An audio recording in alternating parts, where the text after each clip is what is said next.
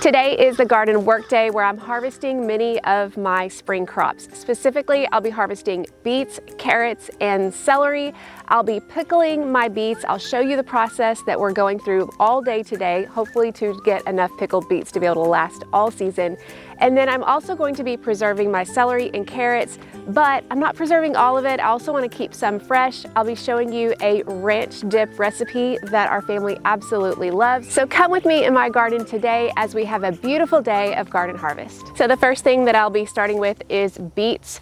I did something a little bit different this year in that I started half of my beets from seed indoors just to see how they compared to the ones that I direct sowed. But I also am trying different varieties so I can compare them each year. I just want to see which ones do best in my climate. So first I'm going to harvest Monetta, and Monetta is a beet that I planted from seed early indoors. So these are the main ones here I have of the Monetta, a decent size. So far I can tell that starting indoors did seem to help. Next I'm going to take these and weigh these out just to be able to see about what we got from these bigger Monettas, and then I'll go to the next variety. So I like to weigh my beets after I cut the tops off, and I want to cut the tops off as soon as possible because the longer they are out with the tops on, the more those tops are going to get energy from the root, and it can make them lose moisture. This is especially true with carrots, but also true with beets. Just from those, which may include some that I started from seed, right about 3 pounds. So that'll be interesting to compare to the next variety. The next variety is the Formanova, and the reason I decided to grow Formanova is because they have more of a long shape, and this makes it perfect for pickling beets because I can slice them and they're really easy to get uniform sizes with the slice. You may wonder what I have these hoops for. At the very beginning of the season, I covered these beet seedlings because I knew that I didn't have my fence completely secured from rabbits, and I didn't want to take the effort because I haven't really been doing a whole lot with this particular garden space, so it wasn't worth it, but I definitely didn't want the rabbits to be getting the seedlings. So I covered them early on, but once the beets got to be a little bit taller, I took the cover off and they didn't really bother it all that much. Looks like 2 pounds. Another reason I like keeping up with the pounds is because I want to know about how much I'll be able to can and how many jars I'm going to need, how much canning supplies that I'm going to need, that kind of thing. All right, let's go on to the next. This is Detroit. Nope, this is Boro. Boro is a variety that I tried last year that I really liked, and I wanted to try it again to see how it did. All right, not as many off of this, but still fairly uniform size. The next is going to be Detroit Dark Red. This has been a staple of mine. They've always been very consistent. Not super huge in the past, but good enough that I want to keep growing them. Okay, this is probably the biggest beet of the season, and that was the Detroit Dark Red. Finally, I have Cylindra. This is a variety of beet I've grown in the past, but it's never been super productive, but I've liked it because, like the Formanova, it's long, so it's easier to slice when pickling. But because I'd never found it productive in the past, I kind of haven't grown it in a while, but I had extra seeds, so I thought I might as well use them or lose them. And again, these aren't huge. I've seen them larger in other people's gardens. I don't know if it's just my garden or my climate, but they're a pretty good staple for a lot of people. They just haven't been super productive for me. That's a decent size one though. And honestly, if I'm not mistaken, I think these I may have direct sown. With the ones that I direct sowed in this whole bed, I direct sowed them within a few days of when I transplanted the transplants. So they really weren't that far behind, but I can definitely tell a difference in, for the most part, the size of the ones that I transplanted versus direct sow.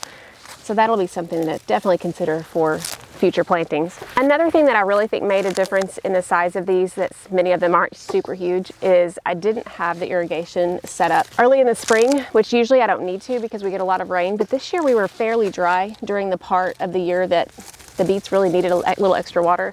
So I think that played into why these aren't as huge as some of my past harvests. And the reason I think that was a big deal was because last year or the year before, I planted beets in my fall garden in a raised bed where I had the Garden in Minutes garden grid, and those were some of the biggest beets I'd ever seen. So that told me that water early in the growth is really important for these root crops. So that's definitely something that I'll need to keep a better eye on in the future. Okay, so these are the Cylindra. The difference here is that I had a whole row all the way down this 18-foot bed. So it's really not a fair comparison when we're comparing them to the other ones that I only had maybe 6 or 8 feet. The thing I'm not looking forward to is when I peel these for pickled beets.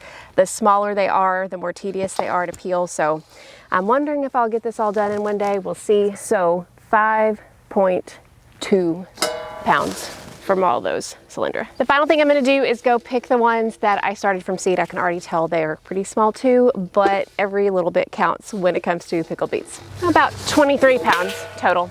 So honestly, that's not the best harvest. I think, like I said, a lot of it had to do with the water, but it is what it is. Next, I'm going to rinse off these and get them ready to put in the oven for roasting, and I'll share with you a little bit more how I prepare these to make pickled beets.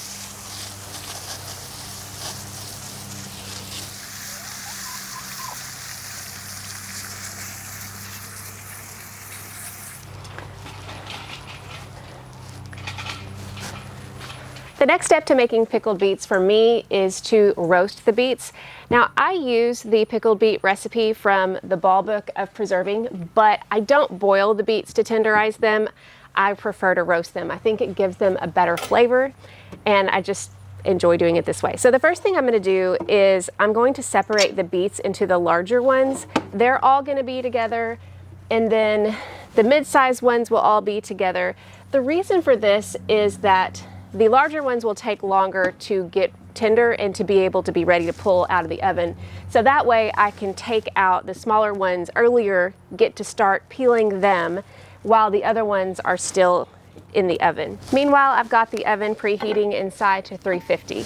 Now, the goal with roasting these is going to be to roast them for 1 to 2 hours, although these larger ones may take closer to 3 or 4. But the first ones that get ready, I can start peeling while the rest of them are continuing to roast. I've got all of these roasting pans full. I still have some beets left over, but occasionally we like to eat roasted beets, at least my daughter and I do. So I think I'm gonna leave them out to be able to eat for dinner one night. But next, for the pickled beets, I'm gonna cover each of these as tightly as I can with foil. All right, now they're ready for the oven.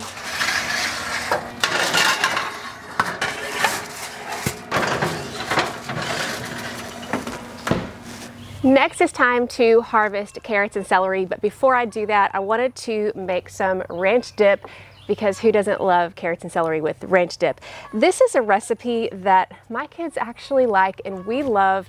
We're big fans of ranch, but we would like to do, or at least I would like to serve a little bit healthier of an alternative, and what else than to use ingredients from my kitchen, and specifically herbs that I've already harvested in my garden. So I started out with a cup of sour cream, and actually one time I ran out of sour cream, and so I topped it off with probably a 1/4 cup of Greek yogurt, and that's what this has in it. We actually really liked it. So about a 3/4 cup of sour cream with a 1/4 cup of Greek yogurt is going to be the base. The next thing is going to be dill weed. This is the main reason I grow dill, is to be able to make this dip, and we're going to use a teaspoon of dill weed. It smells so good when it was just harvested not long ago. Now this is dried.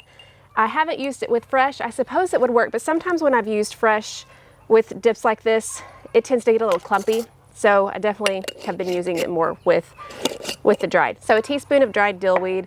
Next, we want a 1/2 teaspoon of parsley. This again is freshly harvested a couple of weeks ago from my garden. Next, I have a 1/2 teaspoon of onion powder. This was from dehydrated onion from last season's garden, but you can use any kind of onion powder if you want. I've just found that the homegrown onion powder, the onions were chopped, dehydrated, and then ground into this powder. And then same thing here with the garlic powder. This was from last year's garlic harvest. I ended up grinding it 1/2 teaspoon and crushing it to use in lots of recipes, but specifically this ranch recipe tastes really good. Next, we have 3/4 of a teaspoon of sea salt, or to taste. I found that 3/4 works well, but may depend on what kind of sea salt you're using. And then a 1/2 teaspoon of ground black pepper. I never measure it. I'm not one of those cooks who just says I never measure anything, because I pretty much measure everything, but when it comes to pepper, I just eyeball it. Next, we've got just a pinch of cayenne. This again was from my own homegrown cayenne peppers. I'm not gonna use very much, but it kind of depends on how spicy you might want it. And finally, a couple of drops of Worcestershire seasoning. This is optional, as is the cayenne. but I still like using it. Then I'm gonna mix it up. So now while I go and harvest the carrots and the celery, I'm gonna put this in the refrigerator so the flavors can start blending, and then once we get the carrots and the celery harvested, then we'll have a little treat. Next, I'm gonna harvest the rest of the carrots. You can see here that I've already harvested half of this bed, and we've been eating them fresh. It's been amazing to do that, but I need to get the rest of these harvested, mainly because the heat is starting to come, which could trigger bolting, and also just the flavor does diminish with the heat. I've tried new varieties in this particular bed. The first one here is Tender Sweet. This is a new variety for me. I will be storing some of these and I'll share with you how I'm doing that, but I'll also be taste testing them just to see how they taste compared to each other.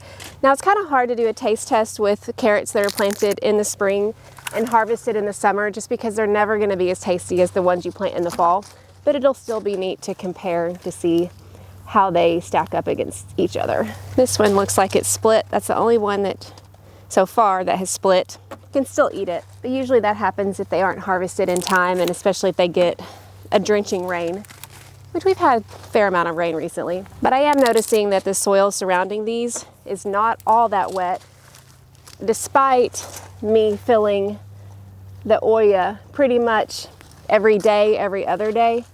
I don't think that it's making it this far to the edge that I'm harvesting, possibly because the peppers here are taking up the moisture, and maybe even the inner ring of carrots, which I'll harvest next. Okay, I think that's the end of the Tender Sweet. The rest of this side is a different variety, but before we get to that, I'm gonna start harvesting these smaller ones that I planted in the inner ring. They're called Little Finger, and these I grew to be able to be baby carrots, which from what I understand, the baby carrots that we grow at the store are actually real normal sized carrots that they've chopped up.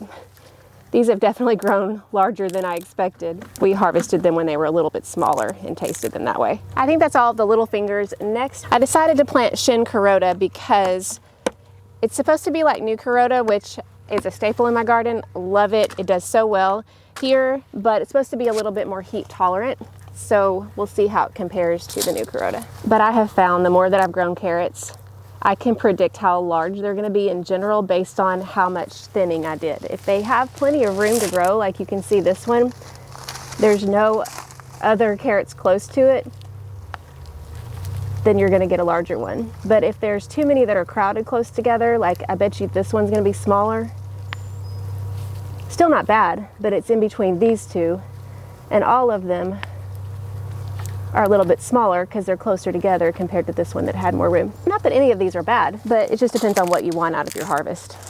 You might like the smaller ones better. When you get a carrot that's really hairy like this, a lot of times that means that it's a little bit past its prime, or sometimes it can mean a little bit too much nitrogen in the soil, although the rest of them aren't that bad. So I think this is more that it's overly mature. Okay, so now that the carrots are harvested, you can see how much this bed has compacted. And I've built up the bed as much as I could with these peppers, and then also with the sweet potatoes that I replaced the other carrots with. And the next thing that I'll do is add more compost, build up this even more, and I have one more sweet potato plant I may plant right here just to be able to round out this area. You can already see these sweet potatoes already starting to grow, but definitely I'm gonna have to build up more and more as the soil compacts. But you can see the peppers are actually doing really great in the center, and my goal is for the sweet potatoes to kind of overtake this area in place of the carrots. Now I'm going to take these carrots and I'm going to show you a new way that I'm trying to store them this year that's just a little bit different than the way that I normally store my carrots, and then I'll save some for us to do a little bit of taste testing with that ranch dressing that I just made. As you may have seen in previous videos, my goal is to grow enough carrots in the spring and in the fall to last all year, so I don't have to buy carrots at the grocery store at all. And what I've been doing to be able to make that happen is I've been storing carrots in this container in an outside refrigerator that doesn't get opened all that much, and I layer the carrots with moist paper towels. Typically they will last 4 to 6 months that way, but I've been hearing several people use an adaptation to this method that I'm going to try this year, hoping that it'll give me a little bit more longevity with these carrots. And that is by, instead of using moist paper towels, using moist sand. So understand I've never done this before, so if you have, Would love your tips and tricks, suggestions. Now this sand is really dry, but I don't want to get it super wet. I just know that carrots can need a little bit of humidity. So I think that's really the whole point. Not necessarily to get it super wet, but just to keep it moist to maintain the humidity. I'm gonna layer these in here. And now I've got the tender sweet, which some of these are shaped like the shinkroda, so I wonder if some of the seeds might have got mixed up. So I think I'm gonna take some of the more triangle shaped and put them here, just in case. So I think what I'm gonna do is just save the larger ones of the little finger, and then we may just make the smaller ones an appetizer tonight with that ranch dressing. I actually have another set of carrots out in the main garden that I planted later, hoping to do a sort of a succession planting. So I actually have more than just this. And now I'm gonna put this in an outside refrigerator. That way we can use them when we need them. Finally, it's time for the celery harvest. The celery in these beds have done amazing, and I think part of that is because they've gotten such great water with the Garden in Minutes garden grids. But one thing I've noticed that's been a little bit disappointing was the peppers that have been planted right next to them have struggled just a little bit. And I'm not sure if it's because I planted the peppers a little too early, or if the celery is having some kind of negative effect. Maybe it's grabbing the water, because celery is super water hungry, that the peppers need. Thankfully, it seems like they're doing better, but for a while there, it seemed like they were being shaded out by the celery because it's grown so well. But because we're getting ready to be near 100 and these celery plants are for sure ready to harvest, I need to get them completely harvested, and that way we can preserve them. I dry them and then I also freeze them. And then also it'll allow extra space for these summer crops like the peppers to continue to have more room to grow. So I've actually been taking from these celery plants as I needed them, but this has got to be the best celery I've ever seen, because it actually looks more like grocery store celery. I've never been able to get celery that thick, at least I don't recall that, and I'm really excited about that. But I'm gonna harvest the entire head starting down here.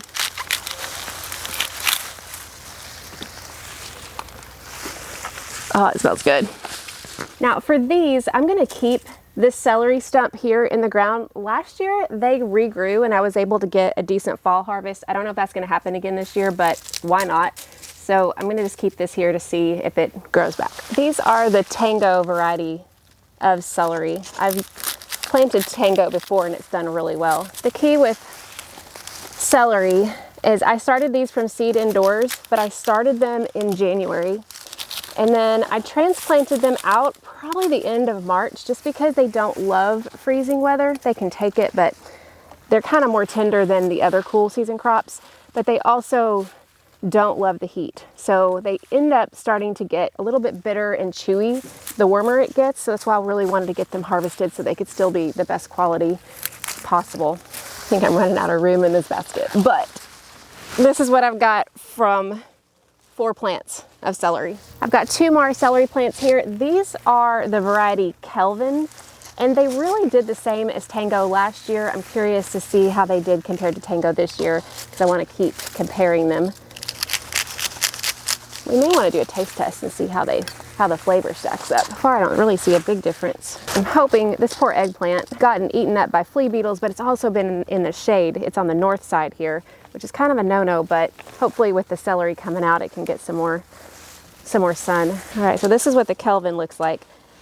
Let's do a taste test and see. It's been an hour and a half, so I'm going to test the first beets, the ones that are the smallest, and see if they are done roasting. I can smell it in my house. So I'm thinking they might be ready. No, they are not quite ready. They're not tender, pillowy. I'm gonna put them back in. Probably for 30 minutes to an hour. So that gives us a little bit of time to do a taste test with the carrots and the celery that we just harvested. So let's do that now. The ranch dip has been in the refrigerator for about an hour, so enough for the flavors to blend. The first one I want to taste is the little finger, a little bit more tender and sweet.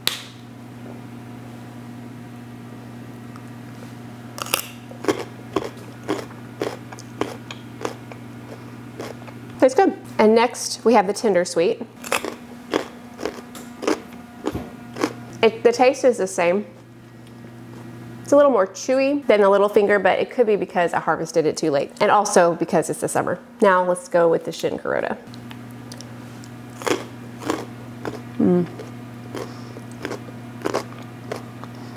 That's good. Crispy.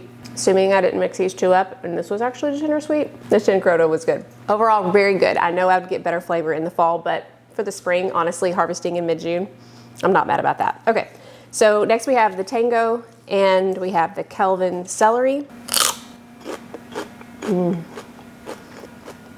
That's good. This is the first time that I have harvested celery that I've been able to eat fresh and it not be super stringy or chewy. And I really think that has to do with the water. It's got to, because that's really the only difference. All right, let's take a look at the Kelvin.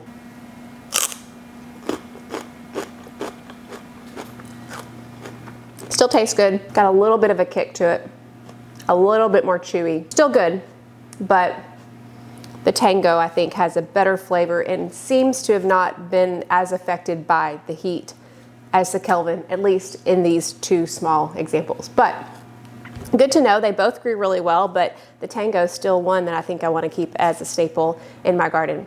So now all I'll have to do is wait for the beets to finish roasting, and then I'll be able to finish up the day with the rest of the pickled beets. So I'll be back when we start doing that.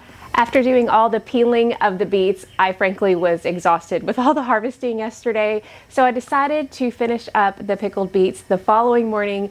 Plus I love doing my canning outside and it's a beautiful morning, so it worked out really well. My next step then is to get the brine ready for the pickled beets pickling liquid. I had a little over 20 pounds of beets to be able to work with, and my recipe called for 4 pounds. So everything that I had in my recipe, I multiplied by 5, which is why you're gonna see a whole lot of stuff here, but I'm hoping that it will give me plenty of beets to last me as long as possible. So I'm starting out with the dry ingredients here. We've got a whole lot of sugar. Yes, this is a lot of sugar. Then I also have cinnamon sticks that are broken up. I have whole allspice. I usually use ground allspice, but I actually was able to get whole allspice this time. We'll see if that changes anything. Also, whole mustard seed and cloves. To that, I'm going to add apple cider vinegar. The original recipe calls for 2.5 cups of apple cider vinegar, so I'll be multiplying that by 5.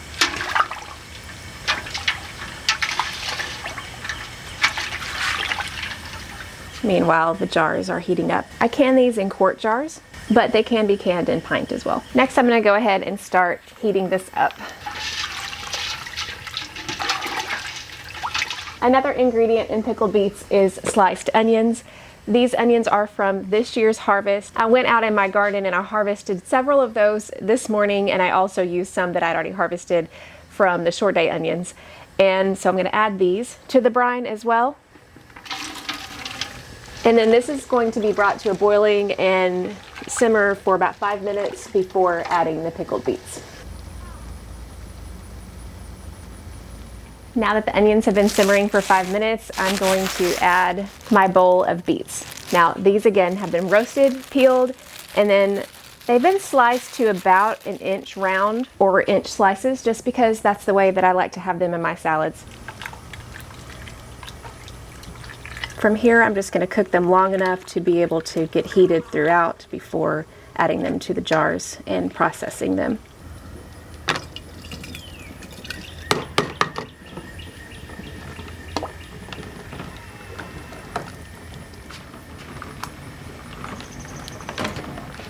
I just got the final quart of pickled beets in the water bath.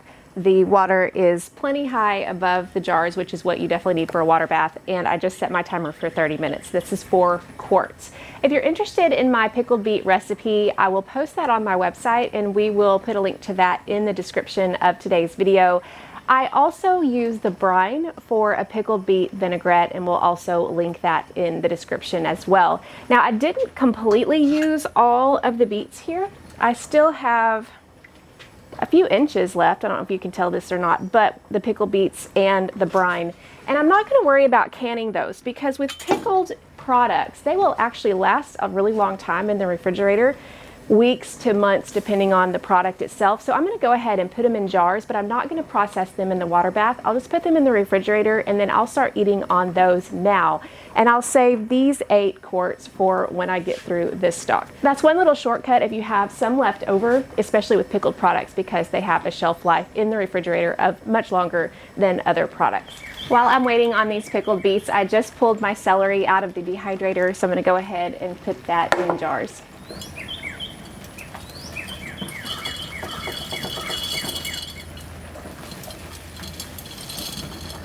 I ended up chopping about maybe 1/2 quart for us to be able to use the celery fresh. The rest of it went into those 8 trays, I guess, to dehydrate in my dehydrator. And obviously I didn't need that second jar, barely filled that up.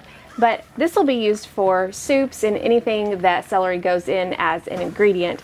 I do have a whole other bed of celery out in my garden. It's not near as mature as the one you saw me harvest, but that I'll probably freeze. I do like to freeze celery, but I wanted to have some dehydrated because I've noticed through the course of the season that eventually I have trouble with celery getting freezer burn, especially if I'm opening the package consistently, which happens because usually you don't need more than, you know, a 1/4 cup at a time.